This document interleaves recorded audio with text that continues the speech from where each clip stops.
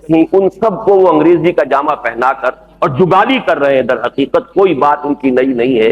بلکہ یہ کہ اس میں تو مجھے شدید اندیشہ محسوس ہوتا ہے کہ شاید وہ یہود کا پیدا کردہ کوئی فتنہ ہے، اس لیے کہ انہوں نے مسجد اقصیٰ کے بارے میں بالکل نئی تعویل کر دی ہے کہ مسجد اقصیٰ جو ہے وہ بیت المقدس والی ہے ہی نہیں. مسجد اقصیٰ سے مراد صرف مدینہ منورہ ہے. سبحان الذی اسریٰ بعبدہ لیلا من المسجد الحرام الی المسجد الاقصیٰ. بس یہ کہ جو ہجرت ہوئی ہے تو اللہ جو ہے اپنے رسول صلی اللہ علیہ وسلم کو مسجد حرام مکے والی مسجد سے مدینے والی مسجد میں لے گیا. یہ مسجد اقصیٰ سے کوئی تعلق مسلمانوں کا نہیں. یہ بات جرأت کے ساتھ آج کراچی میں رہنے والا ایک شخص کہہ رہا ہے، اس کے ٹیپس کے ذریعے سے اور اس کی تقریروں کے ذریعے سے یہ بہت دور دور تک پھیل رہی ہے. اور اس کے ساتھ ہی جیسا کہ میں عرض کروں گا، یہ سمجھیے کہ یہ ایسا ہی نہیں ہے کہ کوئی یعنی اتفاقی معاملہ ہو گیا ہے کہ یہ دونوں چیزیں مل گئی ہیں. یہی عین وقت ہے جبکہ مسجد اقصیٰ کو منہدم کرنے کا معاملہ جو ہے یہ سمجھیے کہ اب سالوں کی بات نہیں، شاید مہینوں اور ہفتوں کی بات، کیونکہ یہ بات تو اب بہت طے شدہ ہے کہ اس کو انہوں نے گرانا ہے اور تھرڈ ٹیمپل اپنا بنانا ہے. تو مسلمانوں کے اندر اگر کوئی جذبات پیدا ہو سکتے ہیں کہ یہ ہمارا جو قبلہ ہے اس کو جو گرایا گیا ہے مسجد اقصیٰ ہے، تو ان جذبات کو ٹھنڈا کرنے میں یہ چیز بھی مفید ہو سکتی ہے کہ مسلمانوں کے ذہن سے یہ بات ہی نکال دی جائے کہ یہ کوئی ہمارے ہاں اہمیت رکھنے والی شے ہے. قرآن مجید میں جس مسجد اقصیٰ کا ذکر ہے وہ نہیں ہے یروشلم والی، وہ تو یہی ہے مدینے والی مسجد. وہ تمہارے پاس ہے ہی ہے، لہذا کسی طرح کے احتجاج کی کوئی ضرورت نہیں. یہ بات تو میری اس وقت کی گفتگو میں آپ سمجھیے کہ مقطع میں آپ پڑھیے سکون بسترانہ بات والی بات تھی. میں اب آگے چلنا چاہتا ہوں کہ اصل میں اس کا ایک نتیجہ یہ نکلا ہے ان تمام فتنوں کا مجموعی احادیث کی طرف سے بالعموم اس وقت عدم التفات، خاص طور پر جدید تعلیم یافتہ طبقہ تو اس کی طرف کوئی توجہ نہیں. اور مجھے تو یہاں تک اندیشہ ہو رہا ہے بعض علماء سے گفتگو کر کے، بعض نوجوان علماء، ایک دفعہ ملتان سے دو بڑے ذہین نوجوان علماء میرے پاس آئے. میں حیران رہ گیا کہ وہ مدارس کے فارغ التحصیل طلباء تھے اور وہ خطیب اور دینی ایک فرائض جو ہوتے ہیں ذمہ داری وہ ادا کر رہے ہیں، لیکن یہ کہ ان کو بھی میں نے دیکھا کہ بہت متزلزل تھے حدیثوں کے بارے میں. تو یہ فتنہ جو ہے بہت دور دور تک گھر کر چکا ہے. اس کا نتیجہ یہ ہے کہ اب ان احادیث کی طرف سے عدم التفات تو ہے ہی ہے، خاص طور پر وہ حدیثیں جو پیشین گوئیوں پر مشتمل، جس میں کہ قرب قیامت کے حالات کا تذکرہ ہے. علامات قیامت میں کتاب الفتن، فتنوں کی کتاب، احادیث کی کتابوں میں آپ دیکھیں گے کتاب الفتن، کتاب الملاحم، وہ جنگیں جو ہونے والی ہیں جن کی خبریں دی ہے محمد رسول اللہ صلی اللہ علیہ وسلم. اسی طرح مہدی، ان کی شخصیت، اسی طرح نزول مسیح علیہ الصلوۃ والسلام، اسی طرح دجال کا ظہور،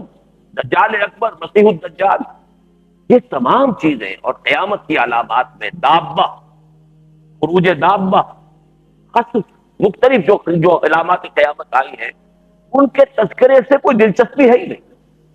ان کی طرف کوئی التفات سرے سے ہے ہی نہیں. اس کا ایک سبب یہ بھی ہوا ہے کہ بعض پیشین گوئیاں کو کیا لوگوں نے اپنے اوپر جو ہے اوڑھ کر اور جھوٹے دعوے کرنے شروع کر دیے تھے. کیونکہ مہدی کی پیشین گوئیاں موجود ہیں تو نہ معلوم کتنے لوگ ہماری امت میں پیدا ہوئے انہوں نے مہدی کا دعویٰ کر دیا. مہدی جون پوری ایک بہت بڑی شخصیت جو ہے خود ہندوستان میں گزرے. پھر اسی مہدی کے شخصیت کے حوالے سے غلام احمد قادیانی صاحب مہدی بن کر بیٹھ گئے. پھر نزول مسیح کی خبر دی ہوئی ہے تو اس کے حوالے سے ان کا میں ہی مسیح ہوں، مسیح آنا تھا، مسیح ابن مریم تو نہیں آنا، وہ تو فوت ہو گئے، مر چکے، اور ان کے دوبارہ آنے کا کوئی سوال نہیں. میں مسیح ہوں، اور مسیح کی جو خبر دی گئی تھی وہ اصل عیسیٰ ابن مریم کی نہیں بلکہ مسیح، ایک ایسی شخصیت جو مسیح کے مماثل ہوگا، اس کے مثل ہوگا، اس جیسا ہوگا. اس طریقے سے جو ہے چونکہ دعوے ہوتے رہے، اس سے بھی مسلمانوں نے کہا کہ یہ جو حدیثیں کہ جن کے اندر اس قسم کی خبریں دی ہوئی ہیں شاید یہ حدیثیں سبب بن گئی ہیں ان لوگوں کی گمراہی کا. حالانکہ در حقیقت ان لوگوں نے اپنی گمراہی کے لیے اور اسے پھیلانے کے لیے ذریعہ بنا لیا ان احادیث کو. بات در حقیقت یوں ہے، لیکن اس سے بھی مسلمانوں کے اندر ایک بوجھ سا پیدا ہو گیا نفسیاتی اعتبار سے ان چیزوں ہی کے بارے میں کہ جن میں پیشن گوئیاں جن احادیث میں کی گئی ہیں ان سے ایک طرح کا ابا اور ایک طرح کا انتباس جو ہے وہ عام طور پر مسلمانوں میں پایا جاتا ہے. پیشین گوئیوں کے بارے میں ایک مرتبہ جبکہ میرے کچھ مضامین چھپ رہے تھے نوائے وقت میں، اور اب وہ ایک کتابی شکل میں موجود ہیں، سابق اور موجودہ مسلمان امتوں کا ماضی، حال اور مستقبل. اس زمانے میں جب یہ مضامین میں انہی موضوعات کے اوپر میں نے وہ کچھ کالمز لکھے تھے تو بہت میرے پاس خطوط آئے یہ کیا پیشن گوئیوں کی باتیں کرتے ہیں؟ پیشن گوئیوں کا مطلب تو یہ ہے کہ اگر یہ سب کچھ ہونا ہے تو مسلمان ہاتھ پر ہاتھ دھرے بیٹھے رہے، اور پیشن گوئیاں جو ہے ان سے زیادہ تو یعنی یوں سمجھیے کہ واحیات یا بلا بلا خیر کوئی شے ہے نہیں، خیر سے خالی کوئی شے ہے اگر تو پیشن گوئی ہے۔ میں نے اس وقت بھی جواب دیا تھا کہ پیشن گوئی اگر ایسی ہی غلط شے تھی تو خود قرآن مجید میں پیشن گوئیاں آئی ہیں۔ الف لام میم غلبت الروم فی ادنى الارض وهم من بعد غلبهم سيغلبون فی بضع سنین۔ الف لام سورہ روم کی ابتدائی آیات ہے۔ رومی مغلوب ہو گئے ہیں قریب کی سرزمین میں، اور عنقریب وہ دوبارہ غالب آ جائیں گے اپنی مغلوبیت کے بعد 10 سال سے کم مدت کے اندر اندر۔ یہ پیشن گوئی تھی جو قرآن نے کی ہے، اور کی کب ہے؟ جبکہ ابھی حضور صلی اللہ علیہ وسلم کی نبوت کا آغاز تھا، یعنی آپ پر وحی کا آغاز ہوا ہے سن 4 نبوی کے آس پاس یہ واقعہ ہوا ہے۔ وجہ کیا بنی اس کی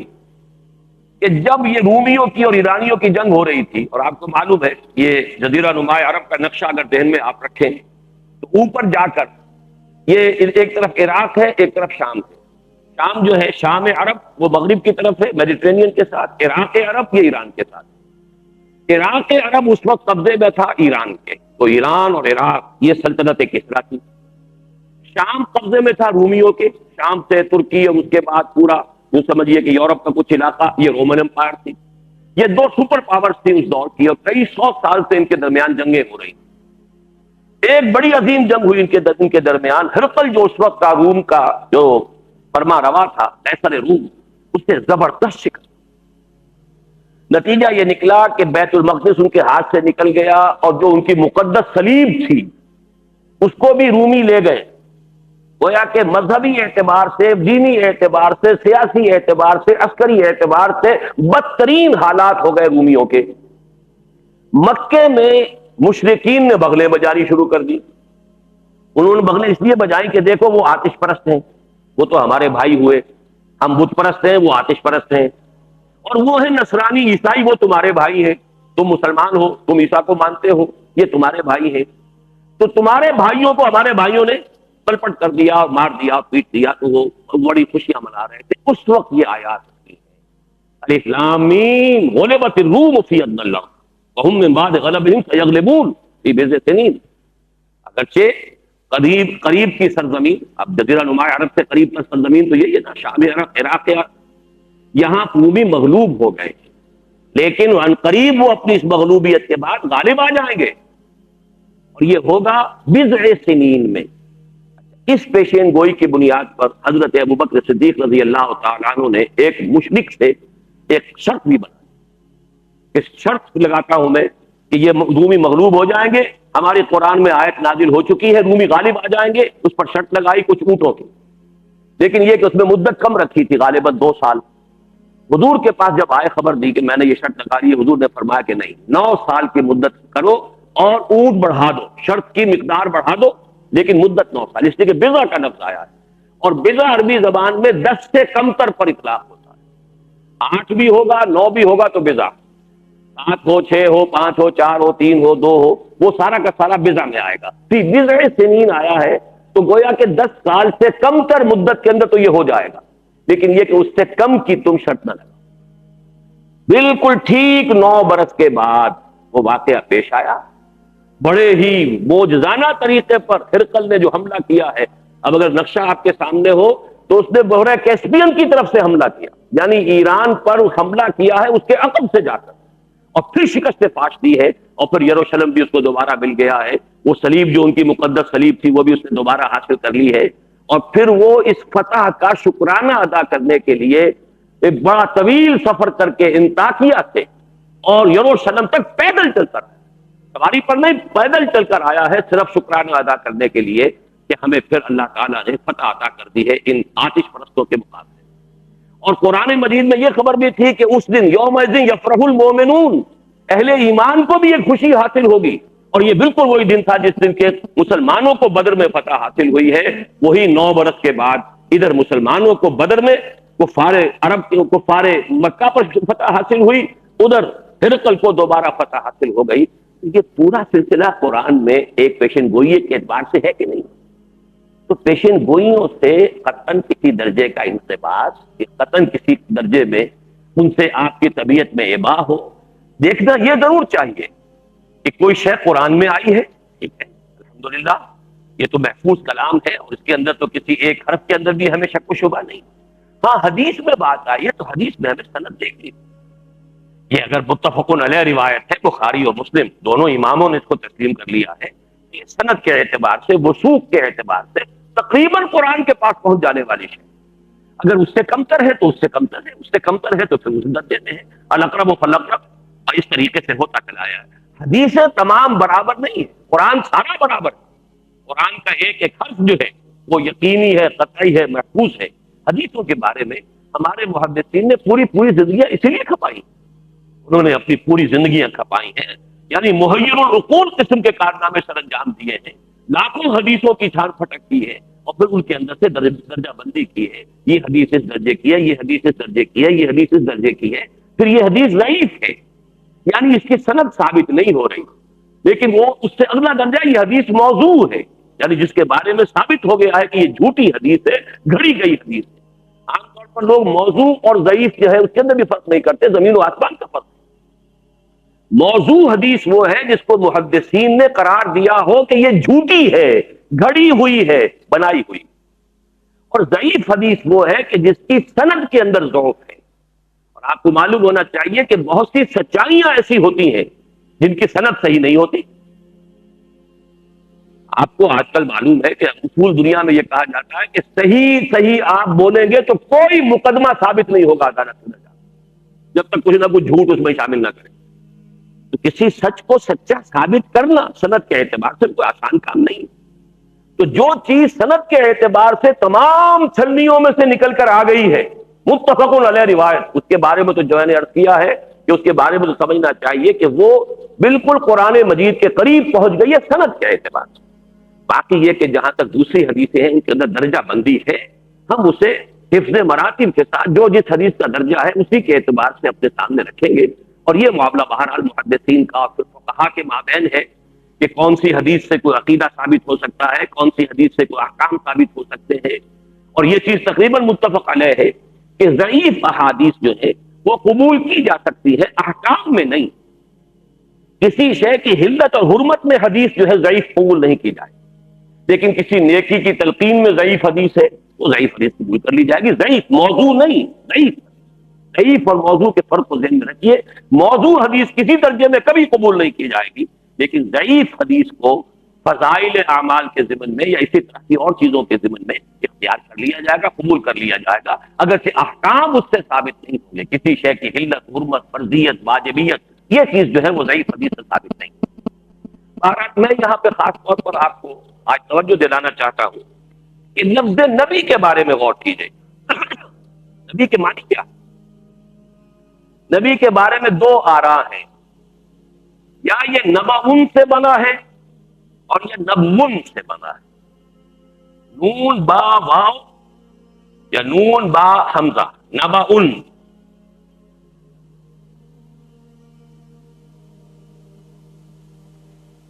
نبعن کسے کہتے ہیں؟ اہم خبر، اما يتساءلون عن النبأ العظیم الذی هم فیہ مختلفون کلا سیعلمون ثم کلا سیعلمون۔ نبأ، اہم خبر،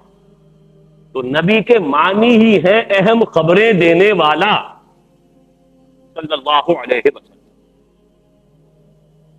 وہ غیب کی خبریں دیتا ہے، وہ جنت کا حال بتاتا ہے، دوزخ کی حال بتاتا ہے، ملائکہ سے اس کی ملاقات ہوتی ہے، شب معراج میں اسے سیر کرائی جا رہی ہے۔ کذالک نوری ابراہیم ملکوت السماوات والارض، آسمان اور زمین کے ملکوت ہم نے ابراہیم کے سامنے کھول دیے، واضح کر دیے، دکھا دیے۔ تو نبی تو حقیقت میں نبی کا لفظی معنی ہے خبر دینے والا۔ تو جو نبی قیامت کے بعد کے حالات بتا رہا ہے وہ قیامت سے پہلے کے حالات نہیں بتا سکتا۔ جس کو قیامت کے بعد کے احوال پر مطلع کر دیا گیا ہے وہ قیامت کے قریب ہونے والے واقعات کے بارے میں بالکل علم ہے، اسے کچھ نہیں بتایا گیا۔ ظاہر بات ہے کہ وہ اگر کچھ بتاتا ہے تو اللہ کا بتایا ہوا بتاتا ہے۔ وما ينطق عن الهوى ان هو الا وحي يوحى، نبی جو ہے وہ اپنے پاس سے کچھ نہیں بتاتا۔ یہ تو ہمارے ہاں متفق علیہ ہے۔ حقیقت و اقسام شرک پر جو میری تقاریر کے کیسٹ سے، اس میں یہ بحث تفصیل کے ساتھ میں کر چکا ہوں کہ چاہے دیوبندی ہو، چاہے بریلوی ہو، چاہے اہل حدیث ہو، تینوں اس پر متفق ہے کہ نبی کا علم ہو یا کسی اور کا علم، یا کسی ولی کا علم ہو یا کسی فرشتے کا علم ہو، کسی کا علم ہو اللہ کے سوا، وہ علم حادث ہے، قدیم نہیں ہے، وہ علم محدود ہے، نامحدود نہیں، وہ علم عطائی ہے، ذاتی نہیں۔ چاہے اولیاء اللہ کا ہو، چاہے انبیاء کا ہو، علم ذاتی نہیں، اللہ کا عطا کرتا ہے۔ جیسے وہ خود ہمیشہ سے نہیں تھے، ایسے ہی ان کا علم بھی ہمیشہ سے نہیں تھا۔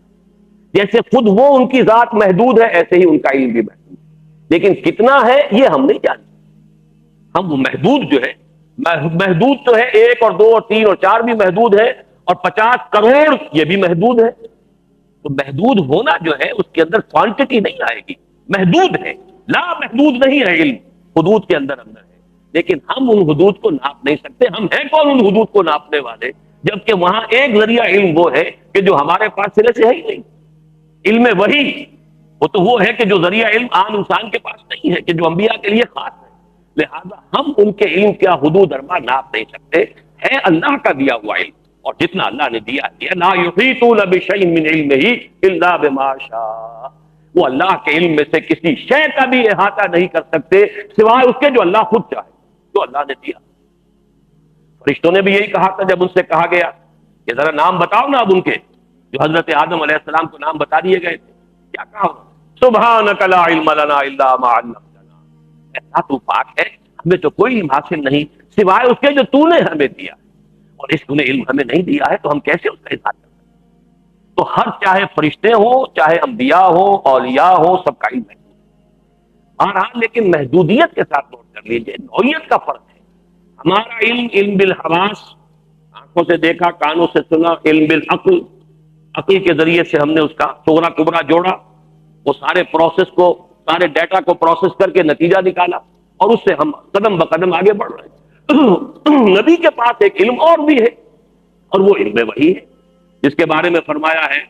سورہ مریم میں، حضرت ابراہیم علیہ السلام نے جب اپنے والد کو دعوت دے رہے تھے، بڑے پیارے الفاظ فرمائے، یا ابت انی قد جاءنی من العلم ما لم یاتک فاتبعنی اہدک صراطا سویا، ابا جان میرے پاس وہ علم آیا ہے جو آپ کے پاس نہیں آیا تھا۔ آپ والد ہیں، میں مولود ہوں، میں ولد ہوں، آپ باپ ہیں، میں بیٹا ہوں، آپ کا تجربہ زیادہ ہے، میرا تجربہ کم ہے، لیکن یہ کہ میرے پاس ایک علم وہ آیا جو آپ کے پاس نہیں آیا۔ یا ابت انی قد جاءنی من العلم ما لم یاتک فاتبعنی، دیکھیے الٹی گنگا بہ رہی ہے، بیٹا باپ سے کہہ رہا پس میرا اتباع کیجئے، اب آپ کو میرے پیچھے چلنا ہوگا، فاتبعنی اہدک صراطا سویا، میں آپ کو ہدایت دوں گا، رہنمائی کروں گا آپ کی سیدھے راستے کی طرف۔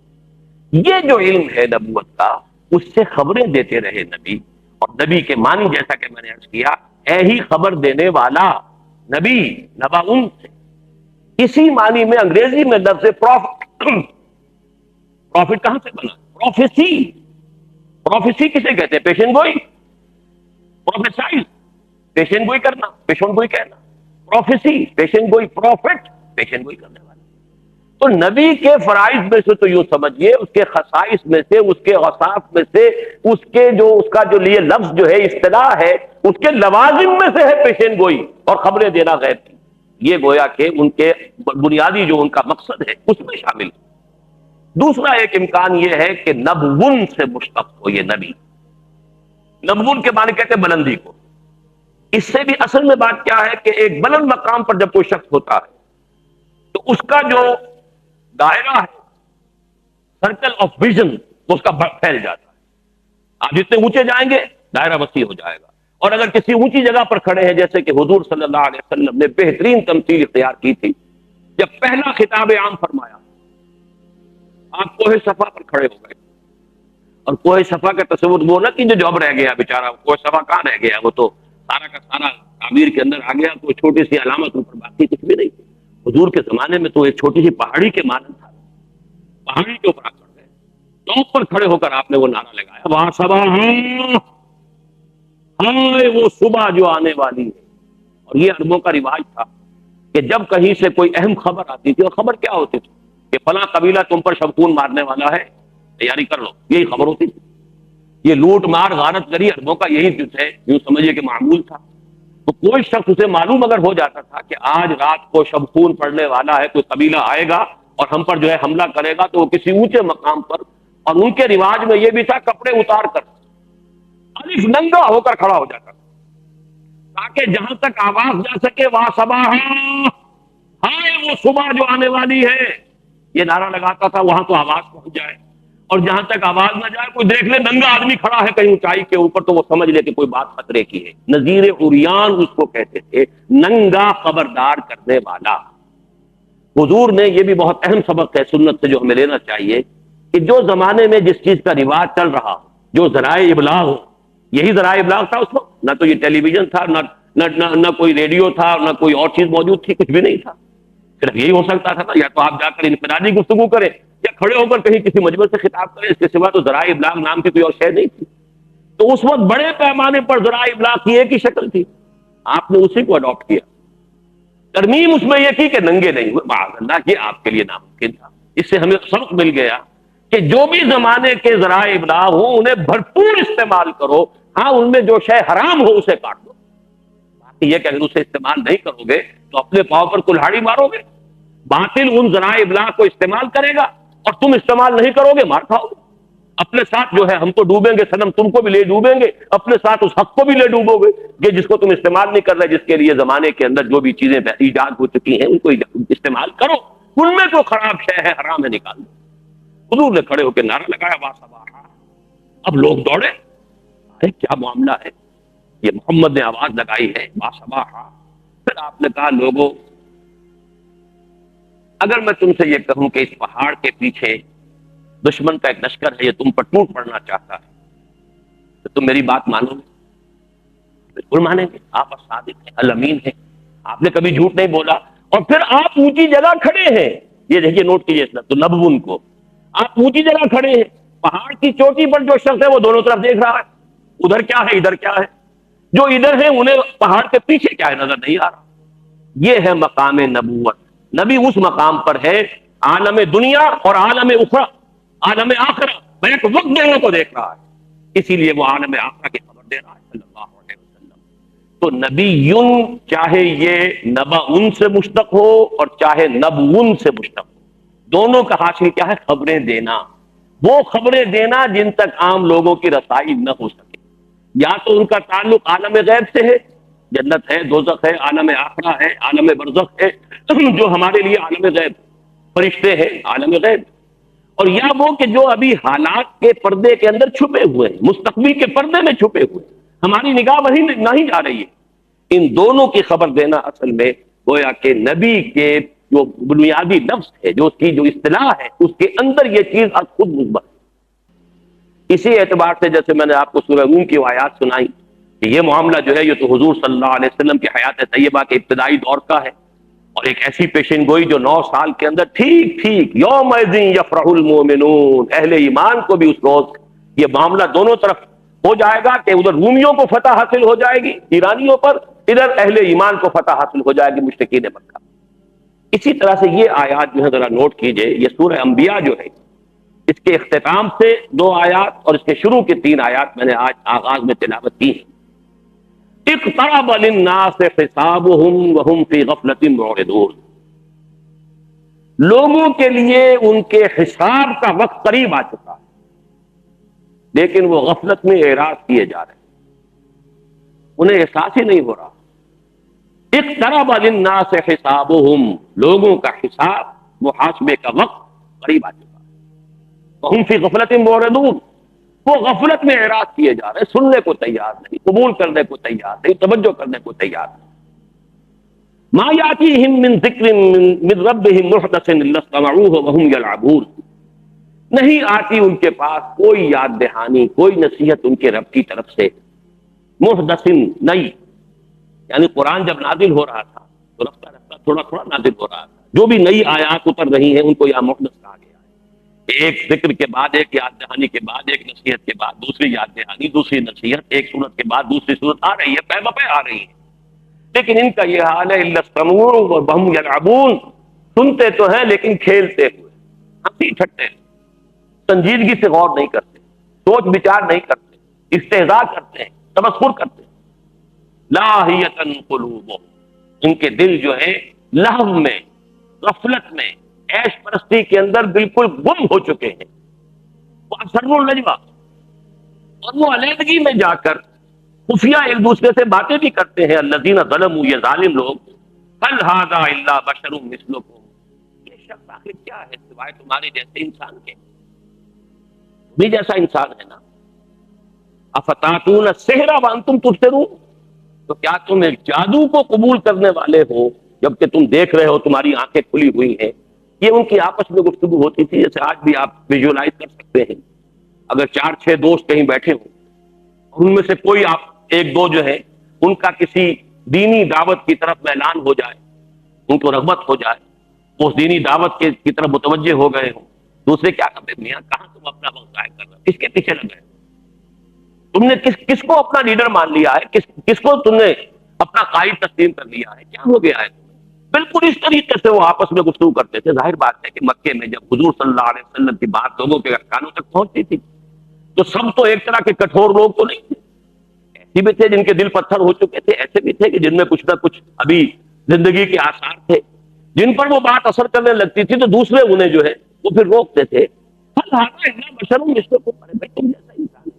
کیوں مان رہے ہو اس کی بات؟ آخر وہی دو ہاتھ اس کے بھی ہیں، وہی دو آنکھیں ہیں، وہی دو کان ہیں، وہی دو پاؤں ہیں، اسی طرح کھاتا پیتا ہے، اسی طرح چلتا ہے بازاروں میں، کل تک تو کاروبار کر رہا تھا، قافلے لے کر جاتا تھا، شام کی طرف واپس آتا تھا، اب اچانک جو ہے وہ نبی بن بیٹھا ہے اور وہ کہتا ہے کہ میرے پاس وہی آ رہی ہے۔ ہل ھذا الا بشر مثلکم افتاتون السحر وانتم تبصرون، دیکھتے بھالتے جانتے ہوئے تم جادو کے اندر نہ پھنسو، جادو کے جال میں نہ آؤ۔ یعنی جادو ضرور ہے اس کے پاس، اس کے کلام میں کچھ شیرینی ہے، وہ جو کلام پیش کر رہا ہے اس میں تاثیر ہے، وہ دلوں کو برماتا ہوا جو ہے اندر داخل ہو جاتا ہے، لیکن یہ کہ ہے یہ جادو۔ افتاتون السحر وانتم تبصرون، تو انہوں نے ایک دوسرے کو ملامت اس انداز سے، حالانکہ خبر دینے والا خبر دے رہا ہے کہ تمہارے حساب کی گھڑی قریب آ گئی۔ اسی سورہ مبارکہ کے آخری حصے میں پھر یہ 2 آیات آئی ہیں، حتی اذا فتحت یاجوج وماجوج وهم من کل حدب ینسلون۔ یہ یاجوج و ماجوج کا معاملہ بھی قرب قیامت کی علامات میں سے ایک ہے جو حضور صلی اللہ علیہ وسلم کی احادیث میں تفصیل سے آیا۔ اب دیکھیں یہاں نوٹ کیجئے، پورے قرآن میں یاجوج و ماجوج کا صرف 2 جگہ ذکر ہے، سورہ کہف میں ذکر ہے، سورہ انبیاء میں ذکر ہے۔ بہرحال یہ قرآن کی آیات ہیں، قرآن کے الفاظ ہیں، کوئی شخص اس کا انکار نہیں کر سکتا،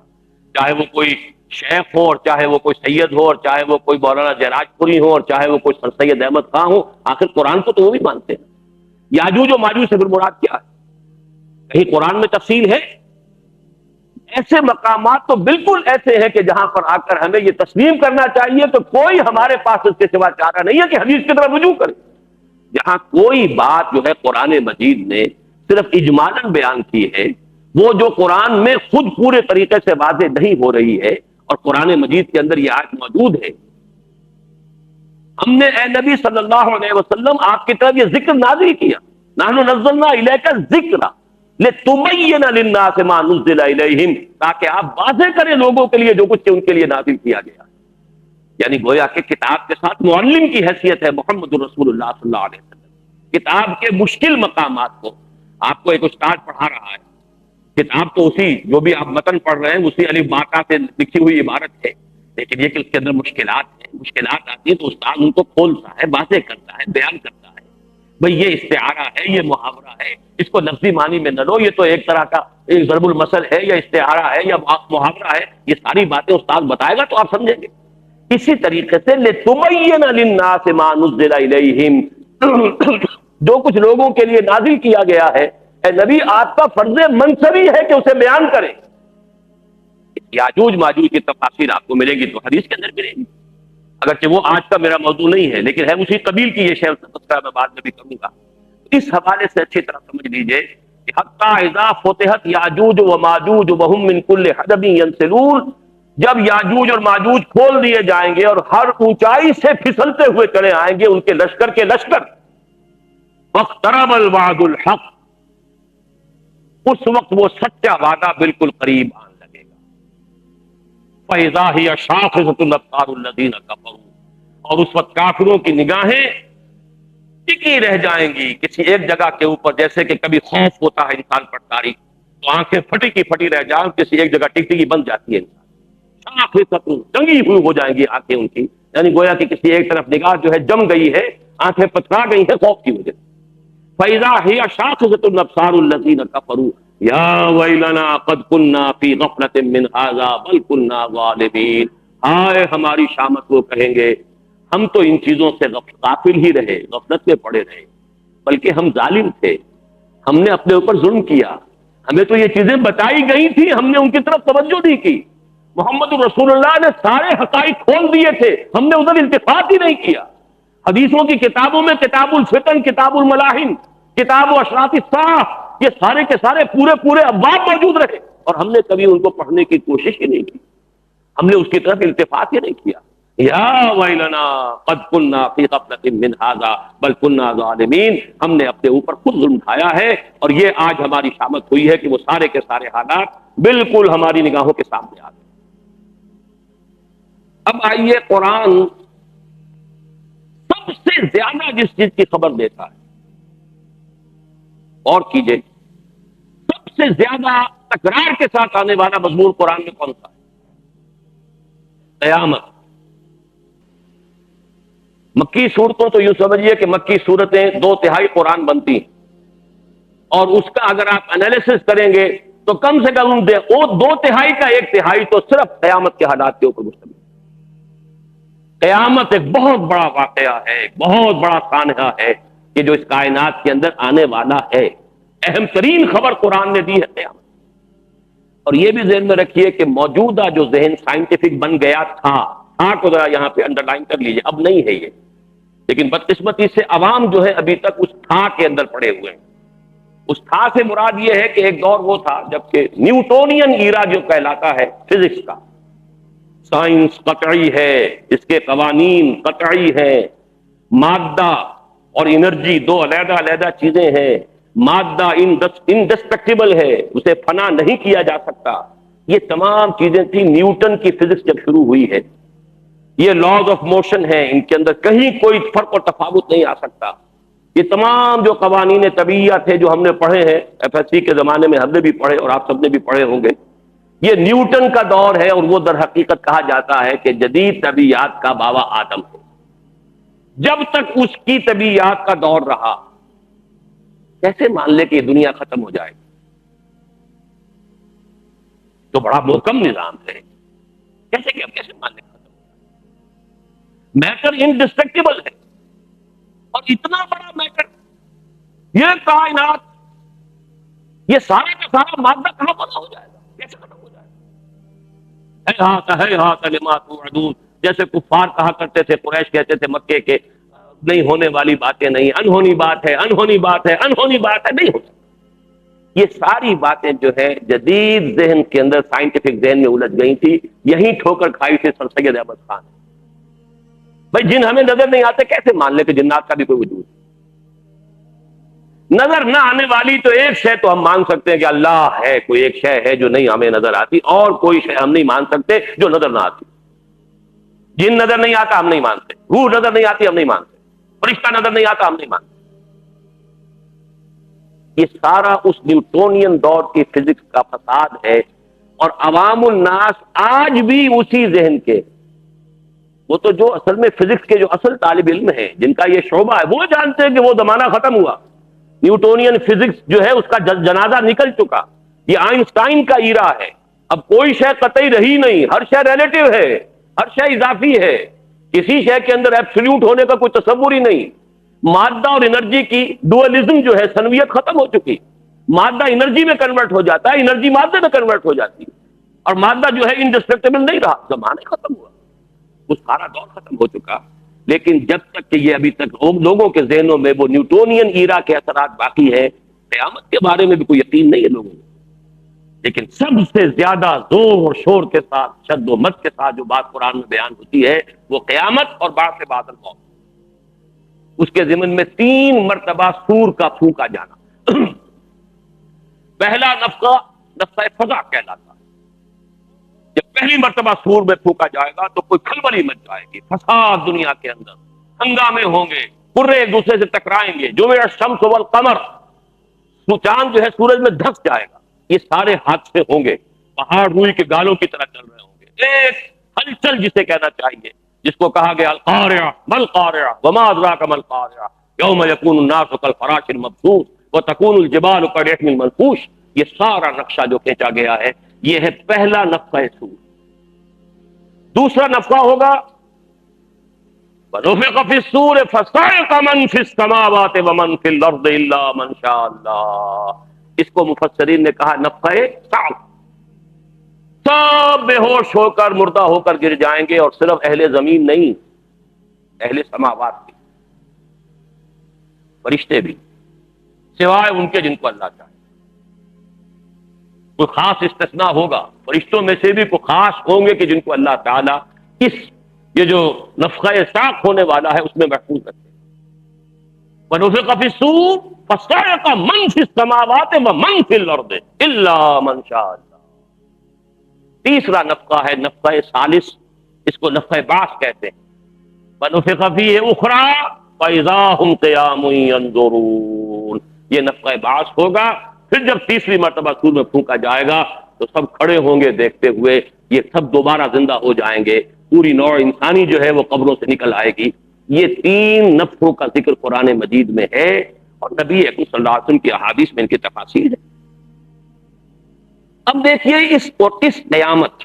یا اس ساعہ، اس کو بھی ذرا نوٹ کر لیجئے، ہم ایک لفظ جو ہے غلط العام کے طور پر استعمال کرتے ہیں، قیامت۔ یہ بیان جو میں نے ابھی کیا ہے اس میں پہلے مرحلے کو قیامت نہیں کہتے، ہاں ہم اردو میں اسے قیامت کہتے ہیں، عربی میں اور قرآن میں اسے الساعہ کہا گیا۔ قیامت کہتے ہیں تیسرے مرحلے کو جب لوگ کھڑے ہو جائیں گے، فَإِذَا هُمْ قِيَامٌ يَنظُرُونَ، یوم قیامت وہ ہے کہ جب بعث بعد الموت کے بعد پوری نوع انسانی کھڑی ہوگی اور وہ ایک میدان میں حشر کر کے جمع کر لیے جائیں گے پروردگار کے سامنے محاسبے کے لیے، وہ یوم القیامہ ہے۔ قیامہ اسے کہتے ہیں، قامہ یقوم کھڑا۔ یوم القیامہ وہ ہے نفخہ ثالث کے بعد جب کہ بعث بعد الموت ہوگا اور تمام نوع انسانی زندہ ہو کر اپنے رب کے حضور میدان حشر کی طرف دوڑتے ہوئے جائیں گے اور اپنے رب کے سامنے کھڑے۔ پہلا نفخہ جو ہے وہ نفخۃ الصاعق کہلاتا ہے۔ چنانچہ سورہ انبیاء کے فوراً بعد جو ہے قرآن مجید میں سورۃ الحج ہے، یا ایھا الناس اتقوا ربکم ان زلزلۃ الساعۃ شیء عظیم یوم ترونها تذهل كل مرضعة عما ارضعت وتضع كل ذات حمل حملها وترى الناس سكارى وما هم بسكارى ولكن عذاب الله شديد۔ اب یہ نقشہ جو کھینچا گیا ہے، میں ان تمام آیات کا صرف حوالہ دے رہا ہوں، ترجمہ نہیں کروں گا۔ زلزلۃ الساعہ، اس کو نوٹ کیجیے، الساعہ ہے وہ پہلا نفخہ، جبکہ ایک ہنگامہ ہوگا، زلزلہ ہوگا، پوری کائنات کے اندر جو ہے ایسے عظیم ٹکراؤ ہوں گے اور پہاڑ روئی کے گالوں کی طریقے سے اڑے پھریں گے، زمین میں نہ کوئی اونچائی رہے گی نہ نچائی رہے گی، یہ ٹوٹ ٹوٹ کر دکت الارض دکن دکم وجاء ربک والملک صفا صفا، اس کو کھلا ایک چٹیل میدان بنا دیا جائے گا، لا تری فیہا عوجا ولا امتا، نہ اس میں تم کہیں ٹیڑھ دیکھو گے نہ کہیں اونچائی دیکھو گے، ایک چٹیل میدان ہے اور اس میں پوری نوع انسانی جو ہے جمع ہوگی اللہ کے سامنے محاسبے۔ اقترب للناس حسابهم وهم فی غفلۃ معرضون۔ اب اس کی جو علامات بیان ہوئی ہیں احادیث میں، یہ قیامت کب آئے گی؟ پہلی بات تو نوٹ کر لیجئے کہ جہاں تک اس کے ایگزیکٹ ٹائم کا تعلق ہے، صراحت کے ساتھ صحیح احادیث میں، متفق علیہ احادیث میں حضور صلی اللہ علیہ وسلم نے واضح طور پر بتایا ہے قیامت کب آئے گی، اس کا ایگزیکٹ نالج، اس کا صحیح معین علم سوائے اللہ کے کسی کو نہیں، نہ جبرائیل کو ہے نہ محمد الرسول اللہ کو تھا صلی اللہ علیہ وسلم۔ حدیث جبرائیل، اب دیکھیے میں نے فرشتوں میں سے بھی سب سے اونچا فرشتہ جبرائیل کا نام دے دیا ہے، اور انسانوں میں سید البشر محمد الرسول اللہ کا نام دے دیا ہے۔ جب ان دونوں کے علم میں نہیں تو اور دیگراں کے رسد کسی اور کو کیسے اس کا امکان ہے کہ ایگزیکٹ ٹائم کا کوئی علم؟ ان اللہ عندہ علم الساعہ، قیامت کا وقت جو ہے قیامت کا وہ تو اللہ ہی کے پاس ہے اور کسی کے پاس نہیں۔ وَتَبَارَكَ الَّذِي لَهُ مُلْكُ السَّمَاوَاتِ وَالْأَرْضِ وَمَا بَيْنَهُمَا وَعِندَهُ عِلْمُ السَّاعَةِ، قیامت کا دن، قیامت کا اس ساعہ کا وقت جو ہے وہ صرف اسی کے علم میں۔ پہلی بات تو یہ نوٹ کر لیجئے کہ احادیث کے ذخیرے میں حدیث جبرائیل کو وہی مقام حاصل ہے کہ جو قرآن مجید میں سورہ فاتحہ کو ام السنہ کہا گیا اسے، اور وہ حدیث بخاری میں بھی ہے، مسلم میں بھی ہے، تمام احادیث کے مجموعوں میں ہے، پھر متعدد صحابہ سے مروی ہے، حضرت عمر سے مروی ہے، حضرت عبداللہ ابن عمر سے مروی ہے، حضرت عبداللہ ابن عباس سے مروی ہے، حضرت ابو ہریرہ سے مروی ہے، حضرت عبداللہ ابن عباس سے مروی ہے رضی اللہ تعالی عنہم اجمعین۔ تو وہ حدیث یوں سمجھیے کہ واقعتاً سند کے اعتبار سے قرآن کے بالکل قریب ام السنہ، اور اسی میں یہ ہے کہ جو سوالات حضرت جبرائیل نے حضور سے کیے تھے، 3 سوالوں کا آپ نے جواب دیا۔ اخبرنی عن الاسلام، آپ نے جواب دیا۔ اخبرنی عن الاحسان، ایمان، آپ نے جواب دیا۔ اخبرنی عن الاحسان، آپ نے جواب دیا۔ اس کے بعد انہوں نے سوال کیا چوتھا، اخبرنی عن الساعہ قال ما المسئول عنها بعالم من السائل۔ حضور نے فرمایا صاف صاف کہ جس سے وہ پوچھنے والا ہے، جس سے پوچھا جا رہا ہے وہ بھی اس سے زیادہ واقف نہیں ہے جتنا کہ وہ خود۔ صاف آپ نے اس کا جواب دیا ہے، اور پھر آیت بھی پڑھی ہے ایک روایت کے روح سے، وہی جو میں آپ کو سنا رہا تھا، ان اللہ عنده علم الساعة وينزل الغيث ويعلم ما في الارحام وما تدري نفس ماذا تكسب غدا وما تدري نفس بأي ارض تموت۔ یہ حدیث جو ہے، یہ جو آیت قرآنی ہے، یہ بھی آپ نے اس حدیث کے اندر پڑھی ہے کہ ان 5 چیزوں کا علم جو ہے اللہ کے سوا کسی کو نہیں۔ یہ سمجھ لیجئے کہ جہاں تک قیامت کے وقوع کا تعلق ہے، اس سے زیادہ شدنی، اس سے زیادہ اٹل، اس سے زیادہ یقینی شے کوئی نہیں، لیکن جہاں تک اس کے عین وقوع کے وقت کا تعلق ہے، اس کا علم اللہ کے سوا کسی کو نہیں۔ البتہ اس کی علامات، ان علامات میں سب سے پہلی علامت، یہ نوٹ کیجئے اچھی طرح، خود حضور صلی اللہ علیہ وسلم نے اپنی بعثت کو قرار دیا۔ میں 2 حدیثیں آپ کو سنا رہا ہوں، متفق علیہ روایت ہے، بخاری اور مسلم دونوں میں موجود ہے، حضرت انس رضی اللہ تعالیٰ عنہ سے مروی ہے، آپ نے فرمایا بعثت انا والساعۃ کہاتین، میں جو مبعوث کیا گیا ہوں، میں جو رسول بنا کر بھیجا گیا ہوں، تو میں اور قیامت ایسے ہیں۔ آپ نے اپنی 2 انگلیوں کو جوڑ دیا، یہ سبابہ اشارہ کرنے والی انگلی اور درمیانی انگلی، کہاتین، جس طرح یہ دونوں جڑی ہوئی ہیں، بالکل اسی طرح میری بعثت اور قیامت یہ آپس میں جڑے۔ اب اس کی ایک تعویل ہے، وہ یہ ہے کہ میرے اور قیامت کے درمیان کوئی اور نبی نہیں، انا آخر المرسلین وانتم آخر الامم، اب میں آخری رسول ہوں اور تم آخری امت ہو، میرے اور قیامت کے درمیان کوئی فصل نہیں ہے، گویا کہ میری نبوت اور میری امت اور قیامت کے مابین اب کوئی اور نبوت اور کوئی اور امت حائل نہیں ہو۔ لیکن دوسری حدیث میں بات اور واضح ہو جاتی ہے، یہ ترمذی میں ہے، بعثت فی نفس الساعہ فسبقتها کما سبقت هذه۔ دوسری حدیث میں یہ آتا ہے کہ جو ترمذی میں ہے کہ میں تو قیامت ہی میں پیدا کیا گیا ہوں، یعنی در حقیقت میری بعثت کے ساتھ عرصہ قیامت کا آغاز ہو گیا ہے، اس سلسلہ واقعات کی پہلی کڑی میں ہوں کہ جس کا کہ آخری جو انجام ہونے والا ہے وہ قیامت ہے۔ بعثت انا فی نفس الساعہ سبقتها کما سبقت هذه، بس میں اس سے پہلے اتنا ہی آ گیا ہوں جیسے یہ انگلی اس سے آگے بڑھی ہوئی ہے، بس۔ پھر وہی 2 انگلیوں کا آپ نے اشارہ کیا، جس طرح یہ انگلی آگے نکلی ہوئی ہے اس سے، بس اسی طرح میں اس سے پہلے آ گیا ہوں۔ گویا کہ حضور کی بعثت صلی اللہ علیہ وسلم اور قیامت کے ایک دوسرے کے ساتھ متصل۔ لیکن میں اس وقت جو آنا چاہتا ہوں، قبل قیامت کے واقعات کیا ہے؟ قبل قیامت جو کچھ ہونے والا ہے، جس کی خبر دی ہے محمد رسول اللہ صلی اللہ علیہ وسلم نے، اس میں سے ایک خبر تو وہ ہے جو خوشخبری کے طور پر ہم نے پچھلے 2 سالوں میں بہت عام کی۔ اسی مسجد میں میں نے وہ حدیثیں کئی مرتبہ آپ کو سنائی، وہ حدیثیں جن سے معلوم ہوتا ہے کہ قیامت سے پہلے کل روئے ارضی پر اللہ کے دین کا غلبہ ہوگا، پورا عالم انسانیت خلافت علی منہاج النبوت کے سائے تلے آ جائے، یہ قطعی ہے، یقینی ہے، اس میں کسی شک و شبے کی گنجائش۔ حدیث آپ کو صرف تیزی کے ساتھ یاد کرا رہا ہوں، حضرت نعمان ابن بشیر کی حدیث رضی اللہ تعالی عنہ، مسند احمد ابن حنبل میں ہے، حضور نے اپنے زمانے سے لے کر قیامت تک 5 ادوار کا ذکر فرمایا۔ دور نبوت، تکون النبوت فیکم ما شاء اللہ ان تکون ثم یرفع اللہ اذا شاء یرفعها، نبوت تمہارے مابین برقرار رہے گی جب تک اللہ چاہے گا، یعنی میں رہوں گا تمہارے مابین جب تک اللہ چاہے گا، پھر اللہ جب چاہے گا اسے اٹھا لے گا، یعنی میرا انتقال ہو جائے گا۔ ثم تکون خلافتا علی منہاج النبوۃ، پھر ایک دور ہوگا خلافت کا جو عین نبوت کے نقش قدم پر ہوگی، خلافت راشدہ، وہی نظام بعین ہی، سرے منہ فرق نہیں ہوگا، بال برابر فرق نہیں ہوگا، علی منہاج النبوۃ، نبوت ہی کے نقش قدم پر یہ بھی رہے گا جب تک اللہ چاہے گا، جب اللہ چاہے گا یہ بھی ختم ہو جائے گا۔ ثم تکون ملکا عاما، تیسرا دور، پھر ایک ملوکیت کا دور آئے گا، اور کچکھنی ملوکیت، ظالم ملوکیت، مسلمانوں میں بادشاہ پیدا ہو جائے، وہ عیاشیاں بھی کریں گے، اچھے بھی ہوں گے برے بھی ہوں گے، ظالم بھی ہوں گے،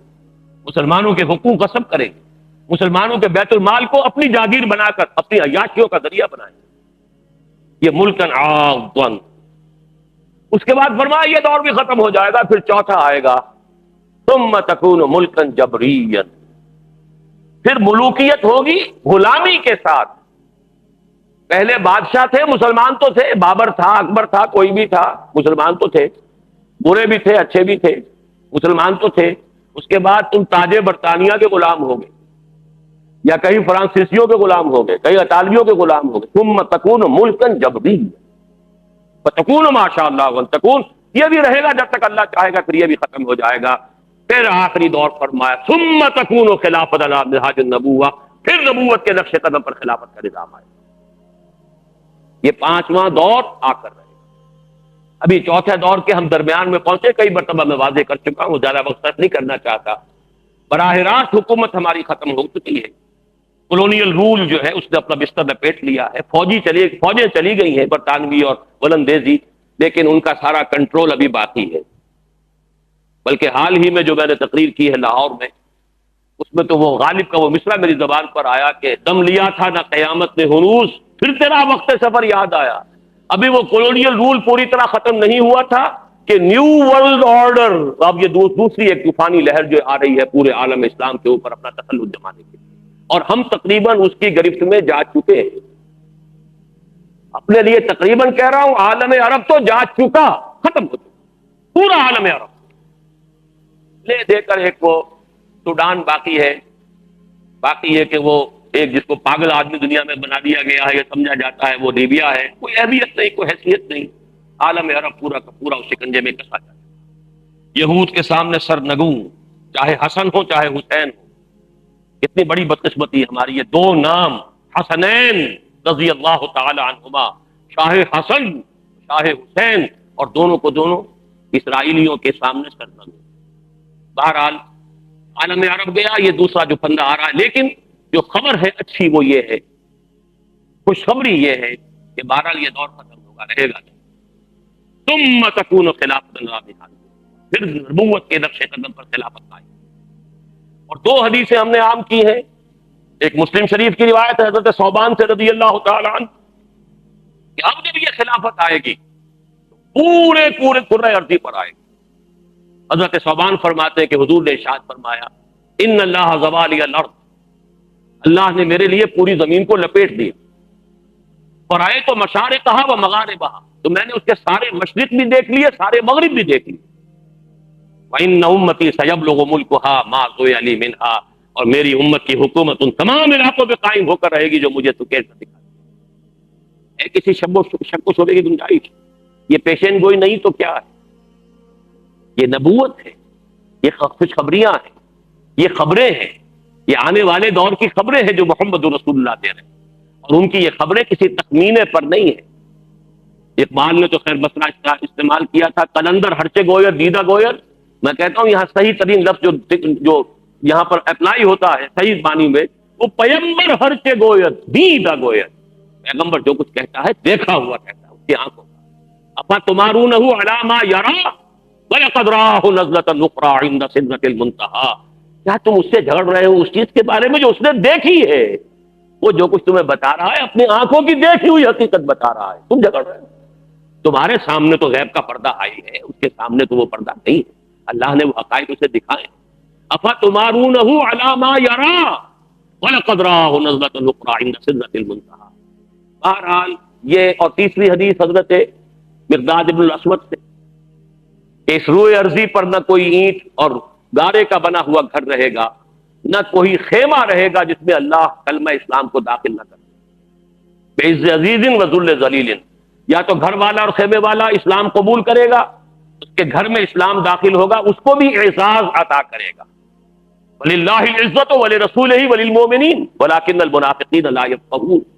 یا قبول نہیں کرے گا اسلام تو چھوٹے ہو کر رہنا پڑے گا، جزیہ دینا پڑے گا، گویا کہ اس کے گھر میں بھی اسلام تو آ گیا،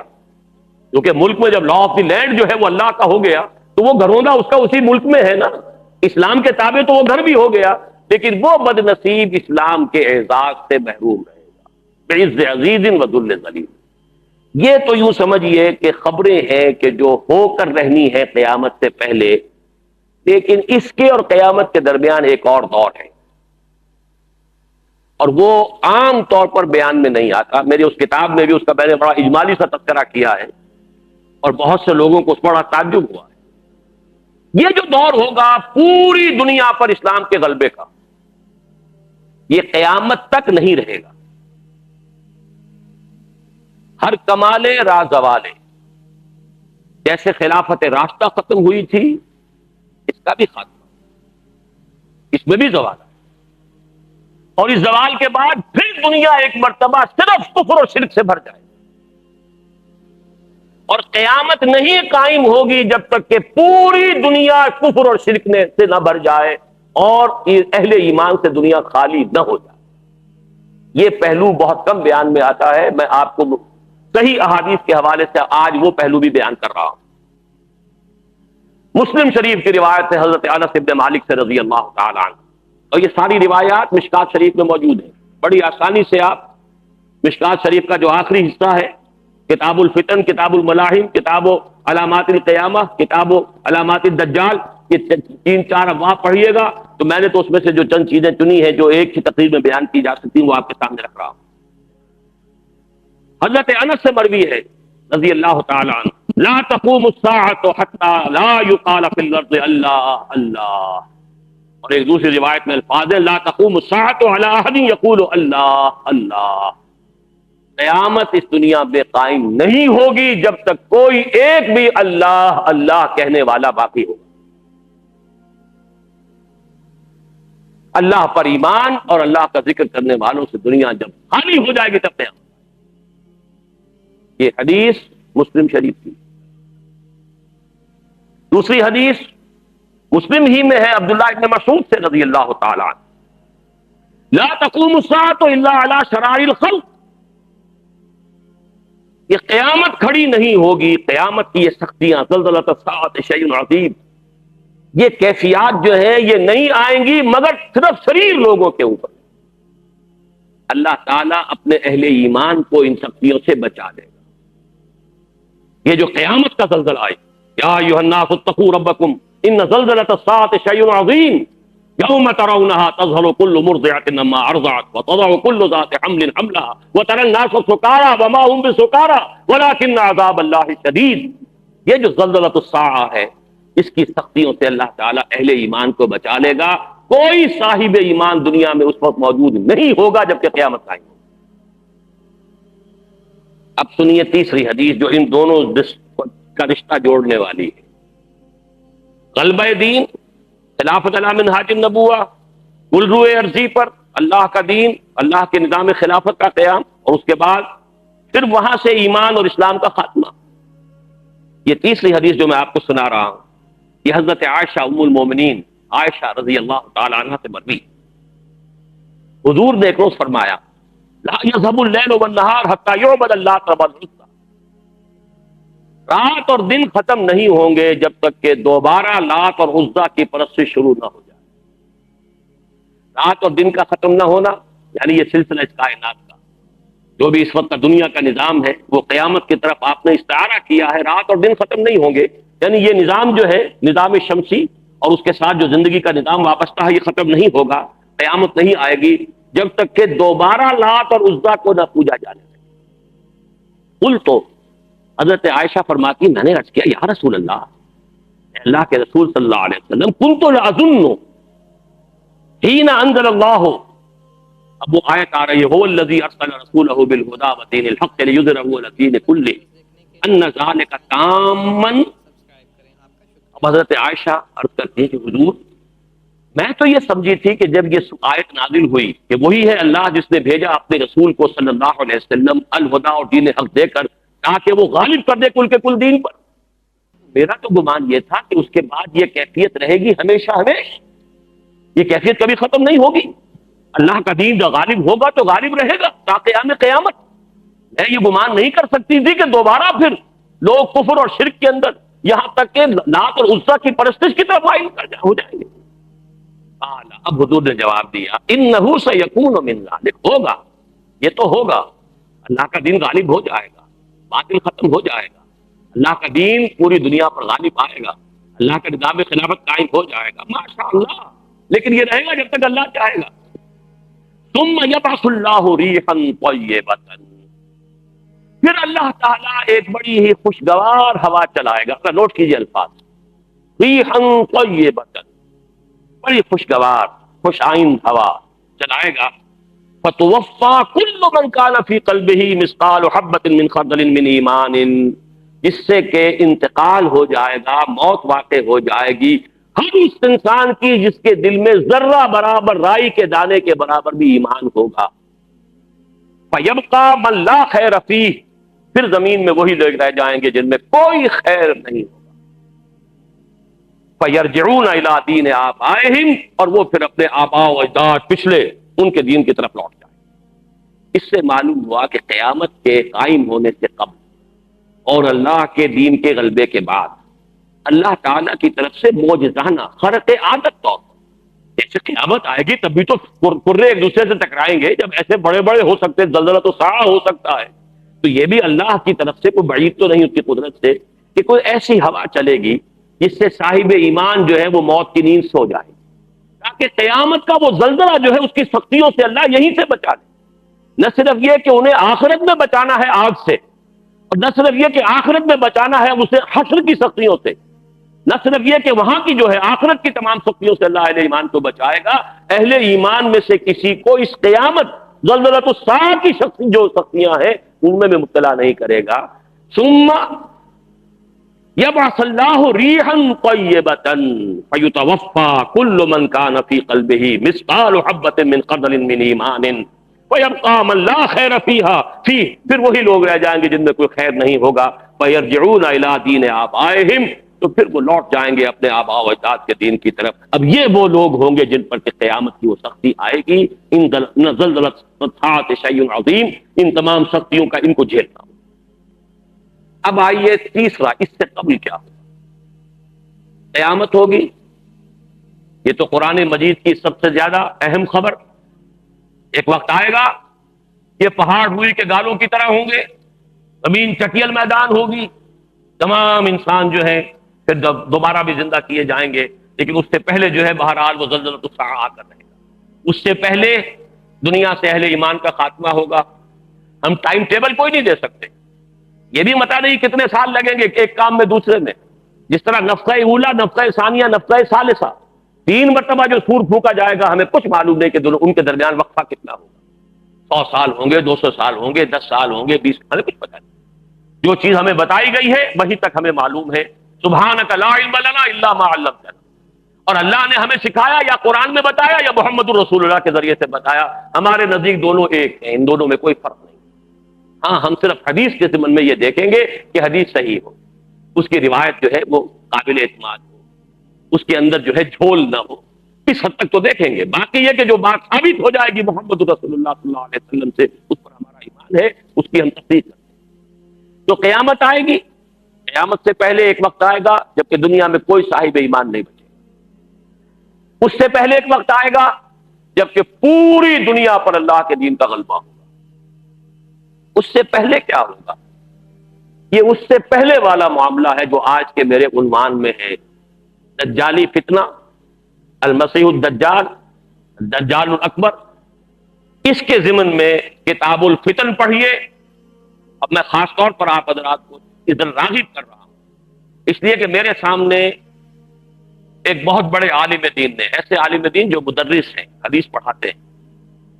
یہ واقعہ میرے ساتھ بیتا ہے، بنو میں بیتا ہے۔ جب میں نے یہ حدیث نعمان ابن بشیر کے ایک جلسے میں پڑھی ہے، بعد میں گفتگو ہوئی، انہوں نے کہا کہ یہ تو حدیث ہمیں بھی معلوم نہیں، اس لیے کہ ہمارے مدرسوں میں بھی سارا جو حدیث کا درس ہوتا ہے وہ سب وہ شروع کے جو فقہی ابواب ہیں،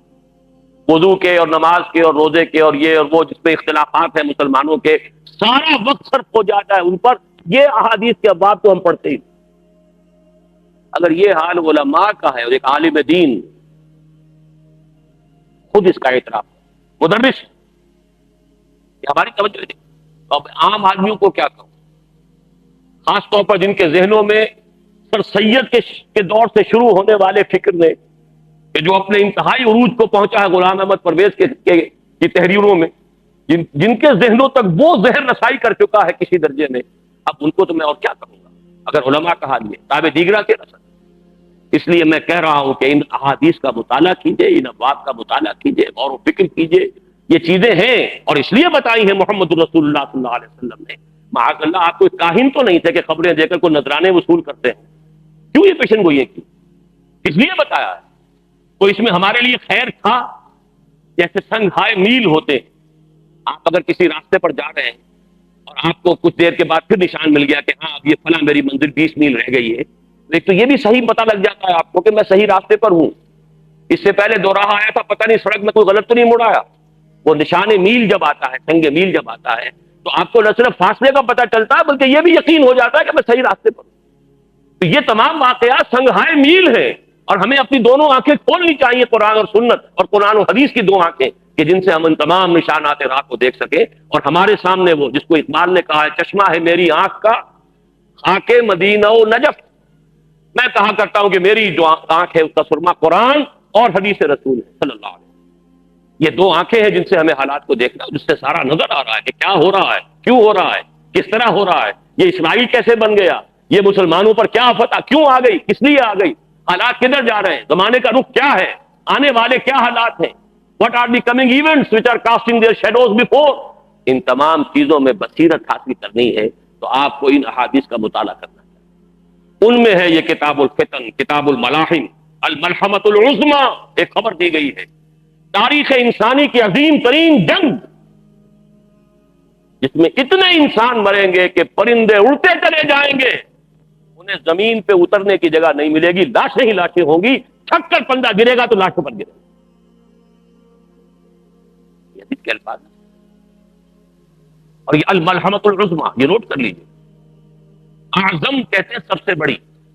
یہ جنگ عظیم دو ہوئی ہیں ابھی تک، جنگ عظیم اول، جنگ عظیم دو، عظیم ہے یہ، اعظم ابھی آنے والی ہے،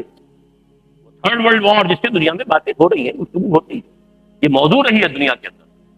اسی کے لیے ساری ہو رہی ہے یہ کہ کہیں ہمارے سوا کسی کے پاس ایٹم بم نہ ہو جائے۔ یہ ساری جو بھی جد و جہد ہو رہی ہے، یہ رابین رافیل صاحبہ جو ہیں جو فرقی بنی ہوئی پھر رہی ہیں ادھر سے ادھر، ادھر سے ادھر، یہ ساری کس لیے؟ کسی مسلمان ملک کے پاس جو ایٹمک طاقت نہیں ہوتی، حالانکہ ان کے پاس تو ایٹمک طاقتوں کے اسٹاک پائلز ہیں، ایک آدھ دو چار بم ہم کو بنا بھی لیں گے تو اس سے کون سی قیامت آ جائے، لیکن نہیں، they don't want to take any risk۔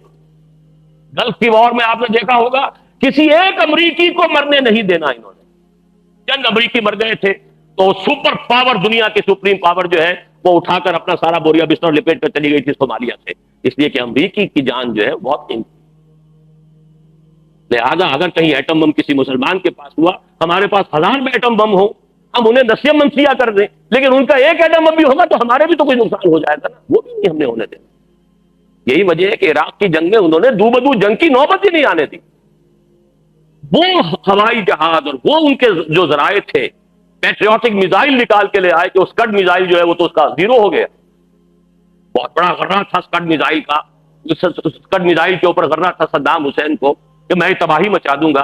اور ابھی تک اس سے پہلے پیٹریوٹک میزائل انہوں نے رونمائی نہیں کی تھی، اس کی عین وقت کے اوپر لائے، زیرو، اسکڈ میزائل زیرو۔ اس حوالے سے ان کے جو ہتھیار ہیں کس کس طرح کے ہیں، کس کس طریقے سے، وہ تو انشور کرنا چاہتے ہیں ہمارا کوئی حال بھی نہ ہو، باقی ساری دنیا ہمارے تلے آ جائے، لیکن یہ نہیں کہ ہم اپنے کسی جان کا نقصان برداشت کرنے کو تیار۔ اس کے لیے یہ ساری بات ہو، تو جان لیجئے الملحمۃ العظمی، یہ تاریخ کی عظیم ترین جنگ جس کی خبر دی ہے محمد رسول اللہ صلی اللہ علیہ وسلم۔ پھر مہدی عرب میں ایک فطور رونما ہوگا، اور یہ میرا گمان ہے، میں جہاں اپنا گمان ہے وہ الگ عرض کر رہا ہوں، میرا گمان ہے کہ شاہ فہد کے انتقال کے فوراً بعد اس کا سلسلہ شروع ہو جائے۔ ابھی تک یہ سعودی ڈائنیسٹی اس لیے قائم ہے کہ ان کے ہاں ایک روایت بڑی پختہ ہے، اور وہ روایت یہ ہے کہ جیسے ہی ایک بادشاہ فوت ہوتا ہے، جو ولی عہد پہلے سے معین تھا وہی لازماً از خود بادشاہ بن جاتا ہے، اور اگلے ولی عہد اور دوسرے ولی عہد ان کا فیصلہ اسی وقت ہو جاتا ہے، تاکہ پھر کوئی جھگڑا نہ ہو۔ اب اس بادشاہ کے انتقال پہ کوئی جھگڑا نہ ہو، اور یہ ہوتا رہا ہے ابھی تک۔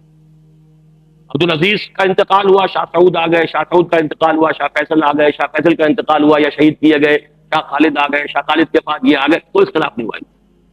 اب اختلاف کی جڑ امریکہ ڈال رہا ہے کہ اب جو ولی عہد ہے عبداللہ، وہ امریکہ کو پسند نہیں،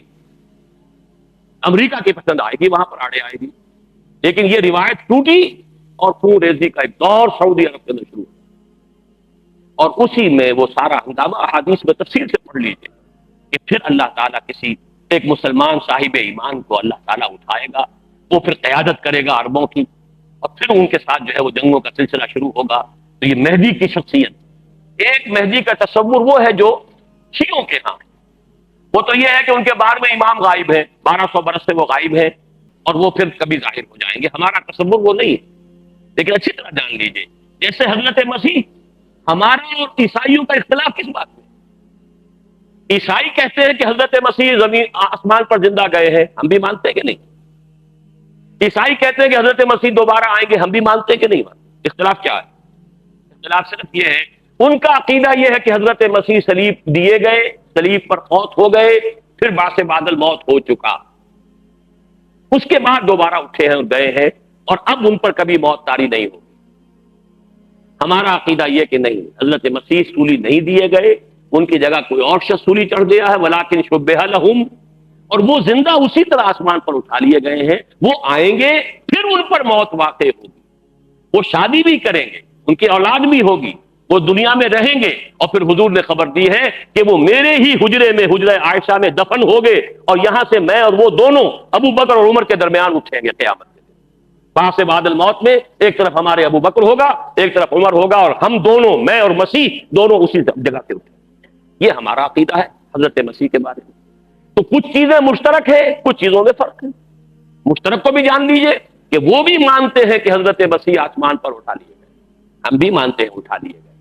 وہ بھی مانتے ہیں کہ حضرت مسیح دوبارہ دنیا میں آئیں گے، سیکنڈ کمنگ آف جیسس۔ اور جو کٹر مذہبی عیسائی ہیں وہ شدت سے انتظار کر رہے ہیں، Jesus is coming, Jesus is coming. آپ کو یہ سٹیکرز ملیں گے کاروں کے اوپر، بمپرز کے اوپر، کاروں کی شیلڈ کے اوپر، جیسس از کمنگ۔ آنے کا وقت آ گیا، وہ آیا چاہتا ہے، آنے والا ہے۔ تو حضرت مسیح علیہ السلام کے نزول کے بارے میں ہم اور عیسائی متفق، رفع سماوی کے بارے میں ہم اور عیسائی متفق۔ اختلاف صرف یہ ہے کہ ان کے نزدیک حضرت مسیح سولی پائے، موت ہوئے، پھر زندہ ہوئے، اور اب ان پر پھر دوبارہ کوئی موت نہیں آئے گی۔ ہمارے نزدیک ان پر موت نہیں آئی، نہ وہ سولی چڑھائے گئے، وما قتلوہ وما صلبوہ ولکن شبہ لہم، انہیں زندہ آسمان پر اٹھایا گیا، وہ واپس آئیں گے، پھر ان پر موت بھی آئے گی، وہ شادی بھی کریں گے، اور پھر وہ دفن ہوں گے۔ وہ سارے مراحل ان پر ابھی آنے۔ اسی طریقے سے مہدی کا معاملہ ہے۔ شیعوں کا خیال یہ ہے کہ ان کے 12ویں امام تھے، وہ غائب ہو گئے، اس کے بعد سے سلسلہ ان کا منقطع۔ یہ اثنا عشری شیعوں کا معاملہ ہے، ورنہ شیعوں کی اور 2 شاخیں جو ہے، آغا خانی ان کا امام ابھی تک چلا آ رہا ہے، اور جو بوری ہیں ان کا معاملہ جو ہے وہ یہ ہے کہ ان کا بھی امام غائب ہو چکا ہے، ان کے ہاں داعی ہے، لیکن یہ ہے کہ ہمارے ہاں چونکہ زیادہ اثنا عشری ہے تو وہ سمجھتے ہیں کہ ہمارا امام جو ہے مہدی وہ غائب ہو گیا تھا، چھپ گیا تھا قتل کے خوف سے، اندیشہ تھا کہ جو عباسی خلیفہ ہے وہ قتل کر دے گا، تو غار میں چھپ گئے، اور وہ ابھی وہاں روپوش۔ پہلے وہ غیبوبت صغریٰ تھی کہ اس زمانے میں کچھ لوگ ان سے رابطہ قائم کر سکتے تھے اور ان سے احکام معلوم کر لیتے تھے۔ یہ تقریباً 200 برس تک غالباً غیبوبت صغریٰ رہی ہے۔ اب غیبوبت کبریٰ ہے، اب کوئی ربط اور تعلق ان کے ساتھ کسی کا نہیں ہے، وہ ہیں لیکن غار کے اندر موجود ہیں، اور وہ ظاہر ہوں گے، یہ ان کا عقیدہ، ہمارا نہیں۔ لیکن ہم سمجھتے ہیں کہ جب یہ دور آخری آئے گا فتنوں کا زمانہ آئے گا اور مسلمانوں کے اوپر جو ہے اللہ تعالیٰ کی طرف سے سختیاں آئیں گی، عذاب آئیں گے، ان میں سے اللہ تعالیٰ مسلمان اربوں کی مدد کے لیے، ان کی قیادت کے لیے ایک شخص کو اٹھائے گا، ہوگا حضرت فاطمہ ہی کی نسل میں سے، حضرت حسن کی اولاد میں سے حسنی سید ہوگا وہیں پر مدینے کے اندر ہوگا، اور وہاں سے وہ نکل کر بھاگے گا، لیکن لوگ اس سے تلاش کر لیں گے اور پھر اس کے ہاتھ پر بیعت کریں گے، وہ جا کر چھپ جائے گا یہ خانہ کعبہ کے اندر اس کے غلاف کے پیچھے، لیکن یہ کہ وہاں سے مسلمان جو ہے پورے تلاش کر کے ان کے ہاتھ پر بیعت کریں گے، پھر اسلامی جہاد کا آخری دور کے جہاد کا آغاز ہو جائے گا۔ یہ حضرت مہدی کا معاملہ ہے۔ اسی طریقے سے دجال کا معاملہ ہے، اور پھر یہ ہے کہ اسی طرح نزول مسیح کا معاملہ ہے، یاجوج و ماجوج کا معاملہ ہے۔ یہ ساری وہ خبریں ہیں جو اس دور سے متعلق ہیں جو خلافت علی منہاج النبوہ کے عالمی غلبے اور دین حق کے عالمی غلبے سے قبل ہونے والے واقعات ہیں۔ یعنی یوں سمجھیے ہم اپنی طرف سے چلیں گے تو اب تو پہلا دور یہ کھڑا ہے ہمارے سامنے۔ میں تو چونکہ ریورس آرڈر میں چلا ہوں نا، کہ سب سے پہلے یقینی شے قیامت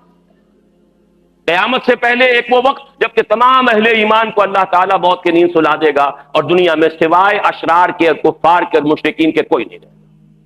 اس سے پہلے ایک دور جب کہ پورے ارضی پر اللہ کا دین غالب ہوگا، خلافت علی منہاج النبوہ کل عالم انسانیت کے اوپر ذوفگن ہو جائے گا۔